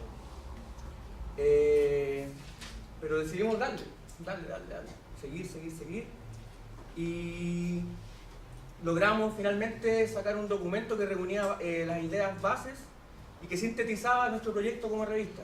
O sea, iba discusiones que eran que pueden parecer burdas, pero que son muy necesarias, como vamos a imprimir la revista, va a ser solo para estudiantes, va a ser solo para nuestra universidad, la vamos a abrir a otras casas de estudio, y esas discusiones igual fueron largas, pero finalmente se concretaron en un documento que salió en abril de 2016 y que abrió la convocatoria para nuestro primer número, que no tenía línea, a diferencia de lo que contaba la compañera de coyuntura, no tenía un eje temático definido, más allá que nuestra línea editorial. Nuestra línea editorial, que después se la va a profundizar aquí el compañero, me gustaría calar en 2 puntos de los lineamientos base que tuvimos para ese entonces. Primero, del grupo pequeño que conformábamos en ese momento la revista, se dio la situación de que habíamos una mayoría de, bueno, nosotros teníamos que escoger en un momento nuestra especialidad, vamos a especializarnos en historia o geografía. Se dio la casualidad de que la mayoría éramos de historia, entonces fue la discusión, ¿la hacemos solo de historia? ¿Hacemos 2 revistas, una de historia y una de geografía? ¿O van de la mano? Nuestra conclusión y nuestro entender de estas disciplinas es que no se pueden separar.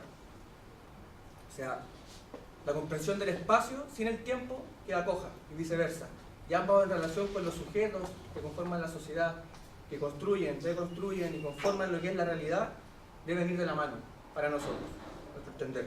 Ahí después me pueden tirar todas las críticas que quieran. Pero bueno, esa fue una primera discusión zanjada. Historia y geografía de la mano.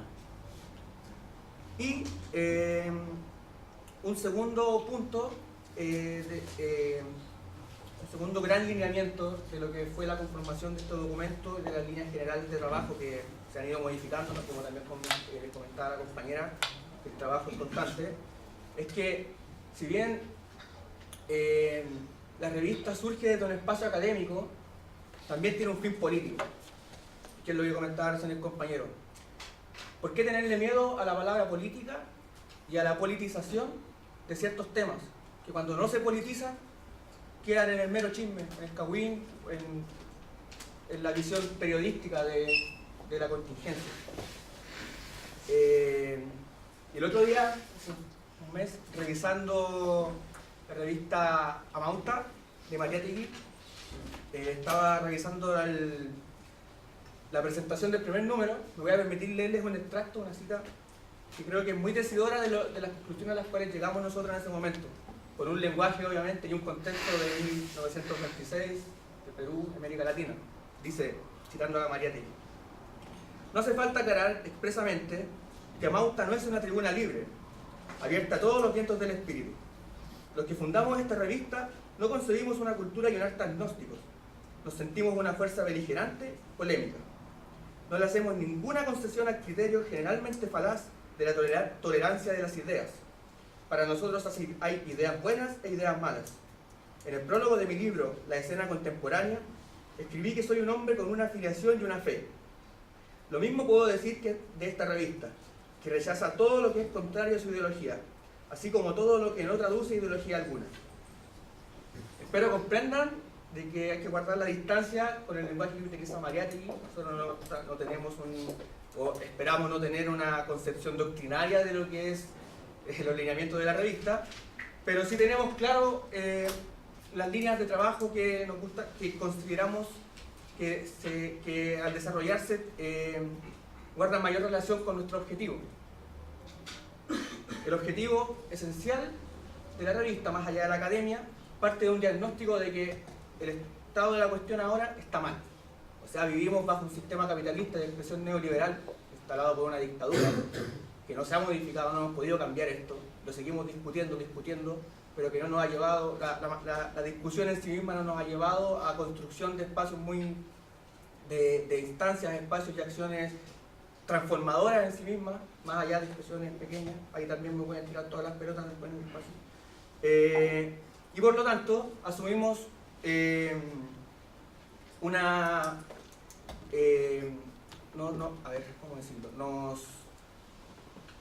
nos adscribimos a lo que vendría a ser el desarrollo, como señalan los compañeros de la Universidad de Chile, de esta nueva historia social y popular. Y en cuanto a la geografía, asumimos una postura de geografía crítica. Ambos lineamientos comprometidos con la transformación de esta realidad. Esto fue muy, a pesar de que suena muy lindo en el discurso, en un momento en el grupo de trabajo, como el tipo de anécdota les voy a contar, es muy decidor también de no perder el foco de por qué estamos haciendo esto. En un momento surgió la idea de hacer columnas libres. Entonces fue como, ¿qué tan libres pueden ser las columnas? O sea, tan libres como para que se publique algo sin pasar, que no tenga ninguna incidencia en cuanto a nuestra concepción política y social de lo que es la realidad. Entonces esa discusión en el grupo de trabajo derivó en muchos conflictos. Gracias a las circunstancias pudimos salvar eso. O sea, no significó el fin del proyecto. Todo lo contrario, creo que se reforzó porque tuvimos más claro que nunca en ese instante de que la academia por academia no nos sirve y no vamos a trabajar por eso. Y bueno, en relación a las ideas de nuestra línea editorial, les voy a dejar a mi compañero Diego Calderón, que les va a hablar un poco más en profundidad. Bueno, compañero, buenas tardes. Agradecer igual el espacio, la invitación especial de aquí del compañero, con el que igual estamos desarrollando un par de iniciativas, después vamos a comentar. En cuanto a la propuesta editorial como tal, nosotros hemos desarrollado fundamentalmente 3 ejes temáticos disciplinares en los cuales trabajamos. Uno de historia, uno de geografía y uno de memoria. El primer eje tiene que ver con geografía, como explicaba el compañero Eric. Nosotros nos posicionamos desde una geografía crítica. ¿Qué quiere decir esto? Nosotros creemos que el espacio geográfico, la construcción del espacio geográfico, es una construcción social, donde intervienen distintos actores, donde intervienen distintos procesos, distintas relaciones de poder. Y esto es fundamental porque normalmente, y sobre todo desde el área de la historia, la geografía se ve esto como el espacio donde se contienen los hechos, como un contenedor. La geografía es el espacio donde pasan las cosas. Pero nosotros creemos que la geografía también tiene su propia dinámica, y tiene que ver, por ejemplo, en la relación dialéctica que existe entre la naturaleza y la sociedad. Nosotros creemos que en esa relación dialéctica, donde influyen dentro de la sociedad distintos actores, como se pueden ver en los conflictos territoriales, por ejemplo, los cuales están en disputa e intentan imponer dentro del espacio su propio proyecto. Por lo cual, nosotros creemos que al momento de analizar, por ejemplo, una toma de terreno, no podemos dejar de lado el elemento de la geografía, porque todo lo que tiene que ver con la espacialidad del lugar, la geografía y las nuevas perspectivas de los movimientos sociales abordados desde una perspectiva, desde movimientos socioterritoriales, son fundamentales a tener en cuenta.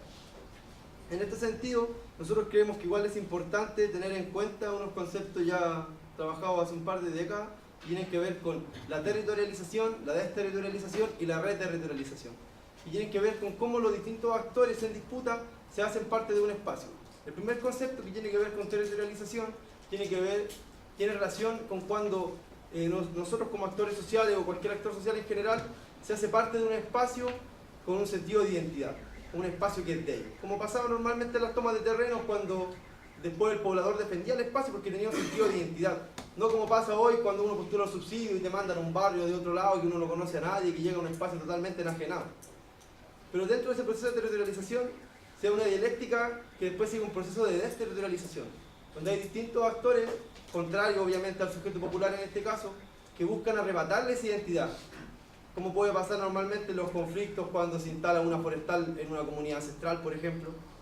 Pero dentro de esa tensión que existe entre los actores en disputa, se puede dar un tercer elemento, que es la reterritorialización, que es cuando los actores se dan cuenta de que están siendo desplazados en la identidad de su espacio y son capaces de pasar a la ofensiva y retomar el espacio. Eso en cuanto a la geografía. En cuanto a la historia social, que creo que esto lo va a ser más breve, imagino que ustedes deben conocerlo más de profundidad, tiene que ver en cómo investigamos nosotros a los actores subalternos, a los actores que han quedado de lado dentro de la historia oficial, a los actores sociales, fundamentalmente, de las distintas épocas. Y fundamentalmente nosotros creemos que es importante que esto se tome desde una perspectiva popular. Porque normalmente uno puede ver historia social que podría catalogarse contrario o en discrepancia con lo que plantea Salazar, en concepto, como una historia social desde arriba. Como podemos ver en distintos actores que a veces investigan la sociedad con su dinamismo y todo, pero la investigan desde afuera. O desde arriba, lo investigan como folclore, como ¡ay, qué bonito la comunidad mapuche! Ojalá podamos tenerlo para las fiestas patrias. Como pasa normalmente incluso en la historiografía conservadora, que muchas veces no dejan de lado lo social, sino que lo abordan desde una perspectiva, obviamente, desde afuera. En este sentido, nosotros creemos que es importante retomar la concepción de la historia desde abajo y desde adentro, en miras de poder dotar de historicidad o devolver la historicidad a los sujetos con los cuales nosotros creemos que es importante trabajar dentro de nuestras investigaciones, y para así poder volver a comprender de que los sujetos sociales también son agentes de cambio. Que yo creo que a varios nos ha pasado normalmente cuando uno hace una investigación con trabajos con memoria, cuando uno investiga a un poblador, te dice, no, pero ¿por qué investigar a mí si yo no sé nada? Y al final él lo sabe todo y al final de la entrevista termina comprendiendo de que él fue parte de un proceso histórico súper importante y que él fue un actor clave. Yo creo que ese es un elemento fundamental que nos da la historia social al momento de poder practicar la investigación.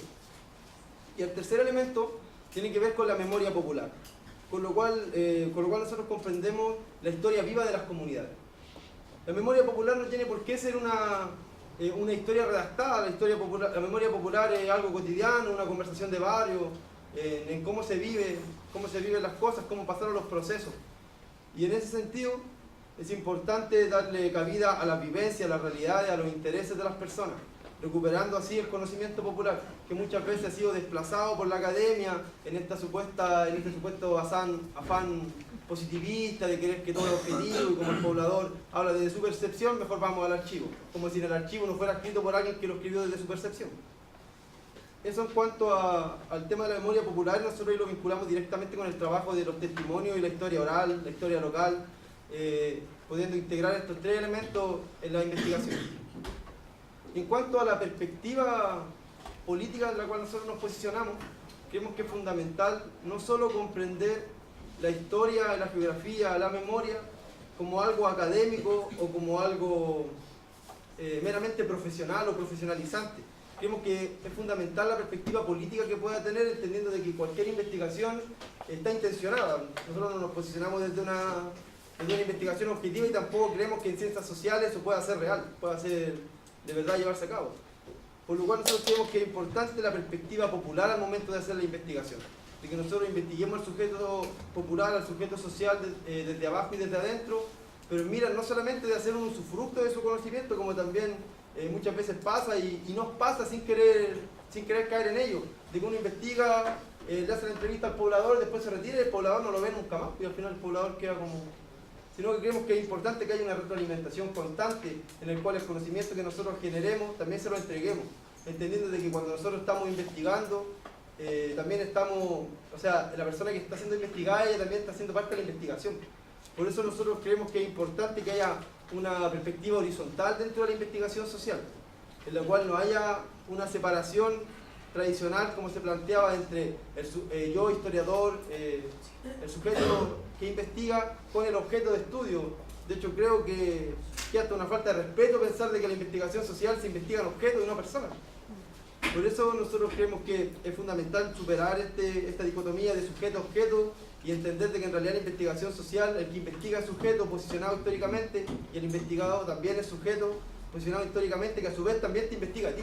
Por eso es una relación dialéctica que nosotros creemos que es importante posicionar y poder nutrir a las organizaciones sociales, al movimiento popular y ojalá poder avanzar a la construcción de un proyecto histórico popular que no sea implementado necesariamente desde partidos políticos desde afuera, sino que nazca realmente desde las organizaciones sociales, con las distintas perspectivas y con espacios donde pueda haber un trabajo mancomunado.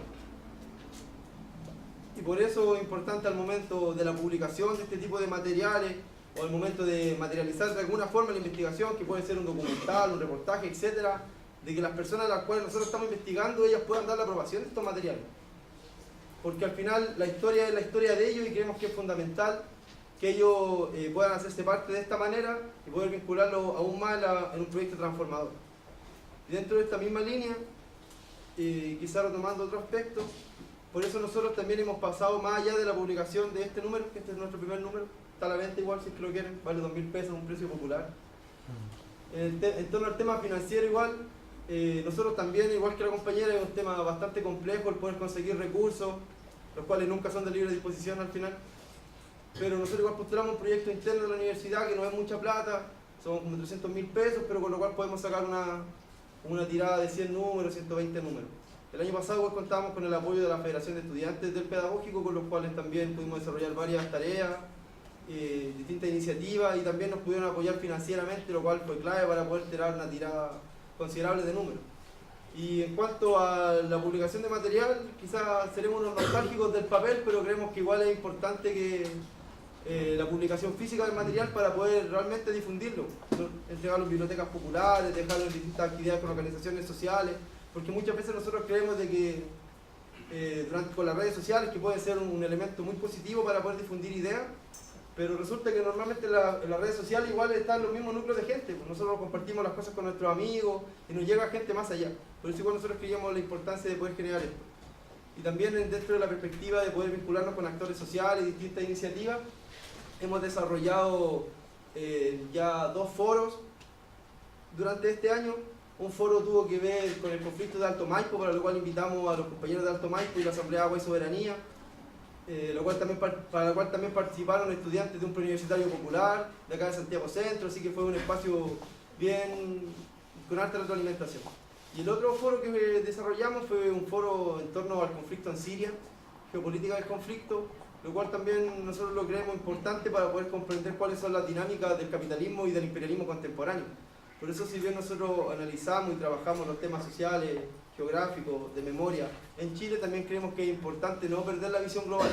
Creemos que es fundamental poder hacer una retroalimentación con los procesos que pasan en Europa, en África, en Medio Oriente, y de esa forma podemos comprender, podemos tener un poco la mirada más abarcadora. Y en cuanto a los procesos que estamos desarrollando actualmente, comentarles brevemente que estamos desarrollando una iniciativa de un seminario por los 100 años de la Revolución Rusa. Ese cartelito de allá es el que estamos sacando. Se llama Utopía Revolucionaria, balance e interpretaciones a 100 años de la Revolución Rusa. Creemos que es fundamental hacer un balance cuando se cumplen 100 años, poder recuperar los elementos positivos, no tener miedo a criticar los elementos negativos, no caer en dogmatismo ni en aseveraciones de ese tipo. Pero creemos que se pueden sacar grandes lecciones de los procesos revolucionarios, no solo del proceso soviético, sino también del proceso cubano o incluso el mismo proceso venezolano que está pasando hoy en día con sus contradicciones, que el 6 de septiembre vamos a tener una jornada, y los dejo invitados igual, del pedagógico. Va a ser una jornada de cine-debate en la cual vamos a proyectar un documental sobre el tema de Venezuela, y después vamos a tener una conferencia vía streaming con representantes de la Federación Venezolana de Estudiantes Universitarios, los cuales también están participando ahí en la Asamblea Constituyente, los compañeros bien posicionados con el proceso boliviano, y creemos que de esa manera se pueden ir tejiendo lazos y poder trabajar distintos elementos desde la perspectiva local, de barrio, nacional, latinoamericana e incluso la perspectiva global. Eso, compañeros.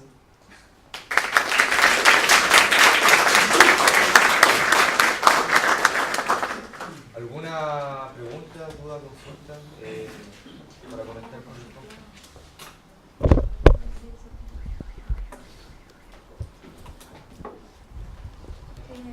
Hablaste de esto de la retroalimentación con los sujetos a investigar como desde la perspectiva más popular.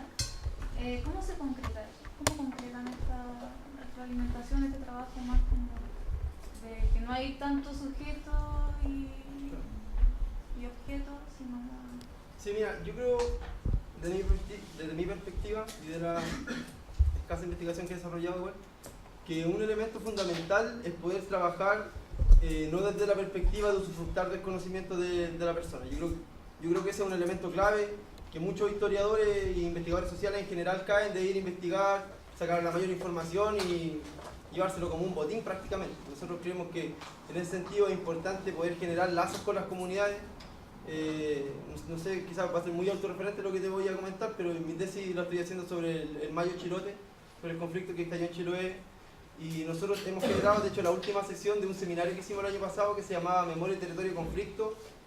Invitamos a un compañero que participó activamente en una de las comunidades que estuvo movilizada hasta lo último, al sur de la isla, en Quellón.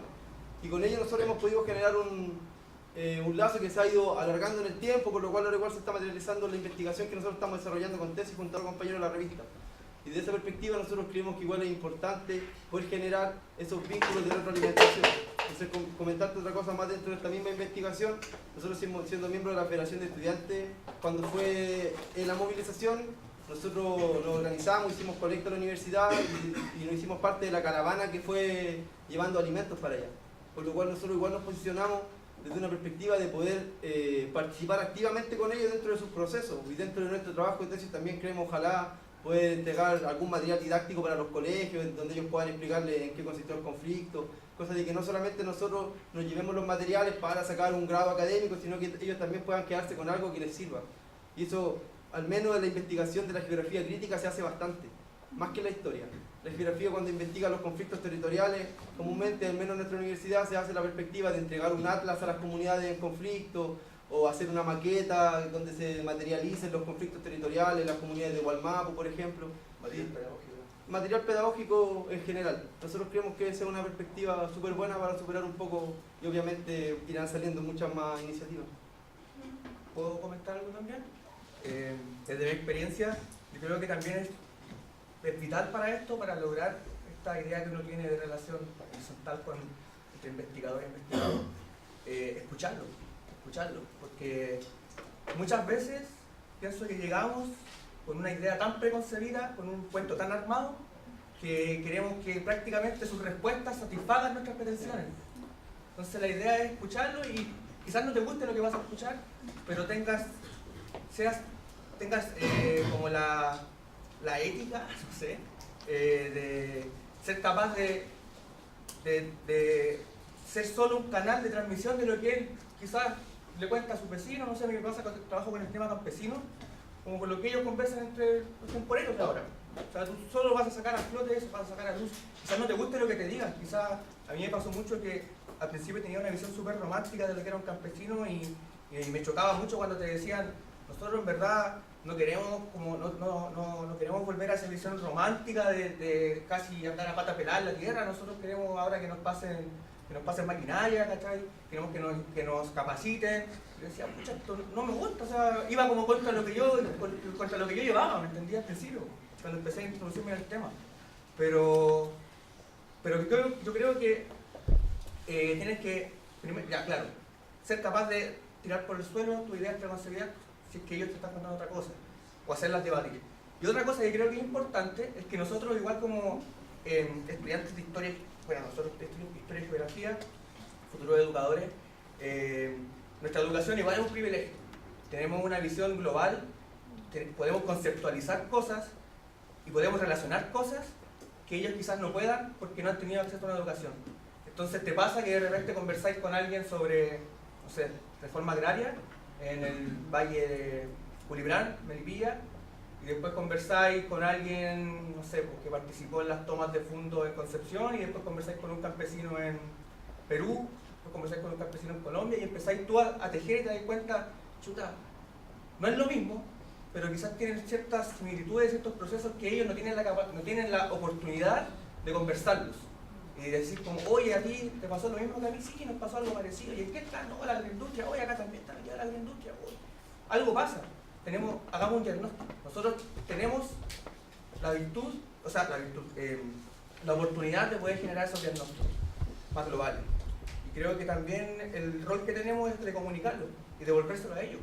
O sea, contarle y decirle, estas son mis conclusiones que llegué cuando te vine a entrevistar, ¿te acordás? Esto llegué yo. conversemos. ¿Te parece bien? ¿Te parece mal? ¿Qué harías tú? ¿Qué vas a hacer? ¿Qué hacemos? Conversémoslo con tus vecinos, y con todo el sujeto investigado. Pero eso es una apreciación personal.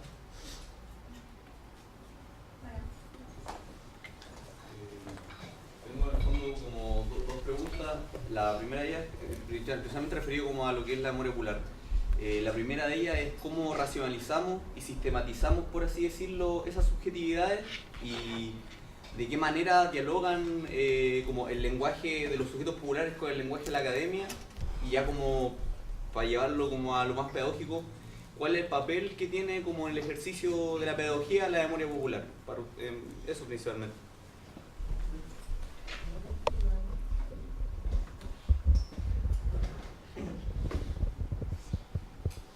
En torno al primer elemento que nos planteáis en esta dicotomía que existe entre el conocimiento popular y el conocimiento académico, científico, nosotros creemos que dentro de una sociedad neoliberal, tecnocrática, obviamente que se van a tender a mostrarse como dicotomía y elementos irreconciliables.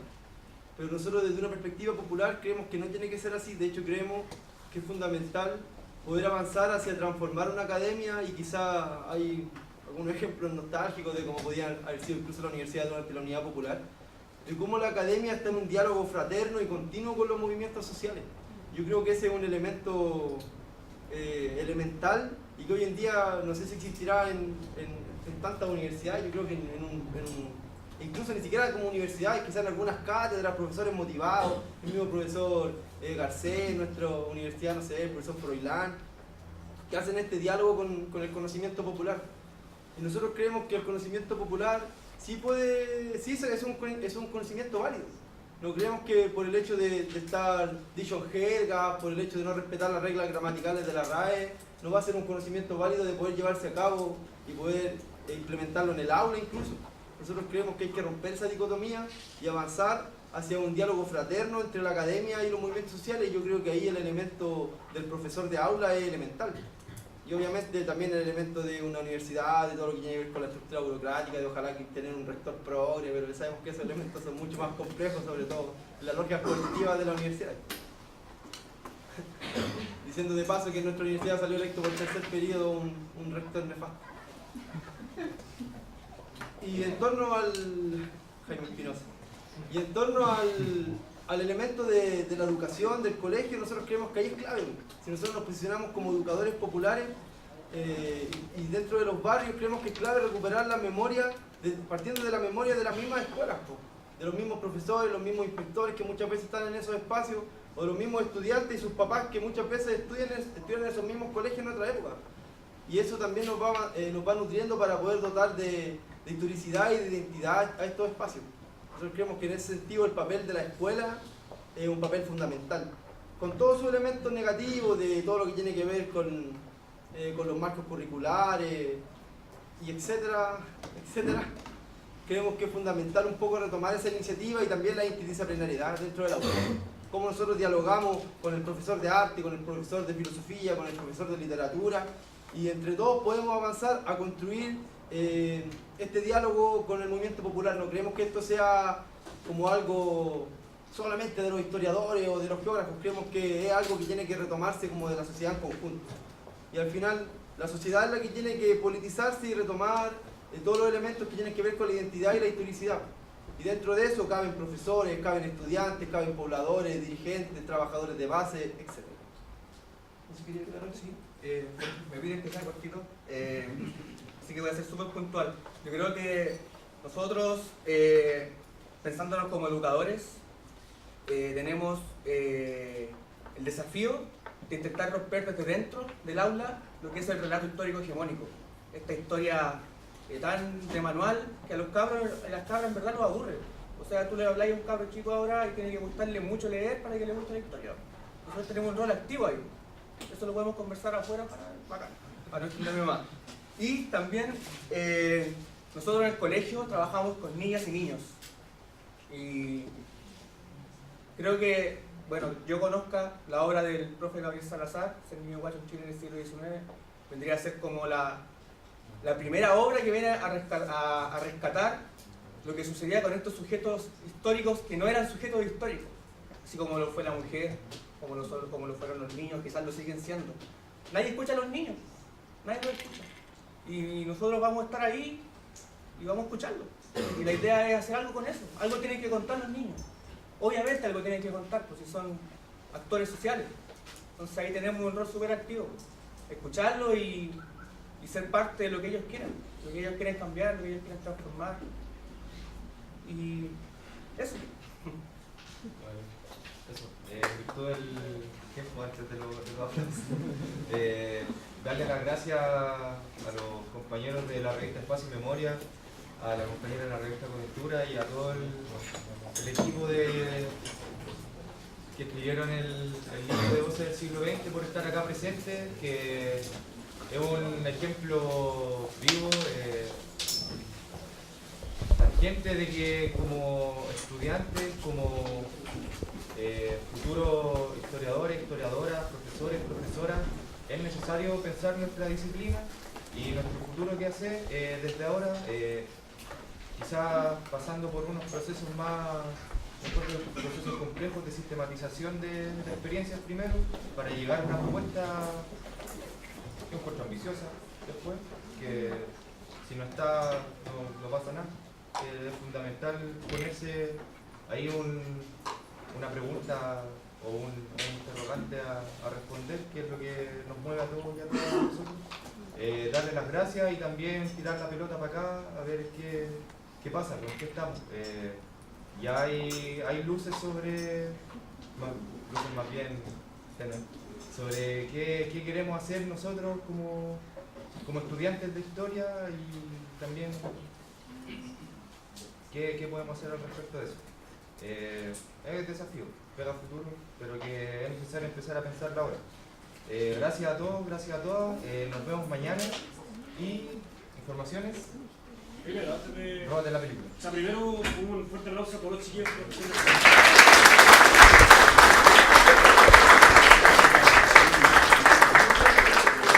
La cosa todavía no termina, desde ya dejarlo a todos invitados para lo que se viene mañana. El día de hoy estuvo bien potente, creo que las mesas estuvieron, no voy a decir entretenidas porque no sé si es lo más entretenido del mundo, pero nos dejaron pensando. Nos dejaron con tarea en la cabeza. Y bueno, el día de mañana partimos tempranito. Vamos a partir más puntuales que hoy, para que llegue tempranito. Hay regalo para los madrugadores. Partimos temprano con una mesa que va a hablar en torno a lo que significa el trabajo en las memorias locales. Va a estar con nosotros el profesor Daniel Fauré y Miriam Holguín, que trabaja en la organización ECO, Educación y Comunicaciones. Después viene la tercera mesa estudiantil, que va a trabajar en torno a los procesos de politización de distintos actores sociales.